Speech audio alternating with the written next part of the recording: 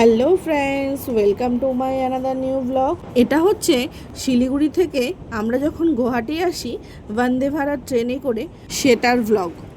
এই ট্রেনটাতে আসলে অনেকটা মেট্রো ট্রেন বা ফ্লাইটের ভাইবটা আসে।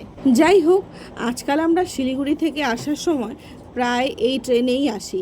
আগে নর্থ ইস্টে আসতাম, এখন যেহেতু এই ট্রেনটা একদম ফার্স্ট চলে আসে, তাই আমরা এই ট্রেনেই চলে আসি। এই ট্রেনে ফুডিং ইনক্লুড আছে, তাই সকাল সকাল চলে আসলো গরম গরম মশালা চায় আর বিস্কিট। তারপর ট্রেনে একটাই ট্রেন ভ্যান্ডার উঠলো, যেখানে ড্রাই ফ্রুটস, চিপস, নানান রকম চকলেট অনেক কিছু ছিল। আদারওয়াইজ বাইরে থেকে কোনো হকার ওঠা অ্যালাউ নেই। ব্যাস হয়ে গেল। এত কিছু খাওয়ার পরও আমার ছেলের আবার চিপস, চকলেট, এখান থেকে ড্রাই ফ্রুটস নিয়ে নিল। শিলিগুড়ি থেকে আসার সময় মনটা আমার খুবই খারাপ থাকে, তাও কি করব, উপায় নেই, আসতে তো হবেই। যাই হোক, এইভাবে বসে বসে খেয়ে খেয়েই বলতে পারো সময়টা আমাদের কেটে গেল। তারপর চলে আসলো আমাদের হাতে মর্নিং ব্রেকফাস্ট।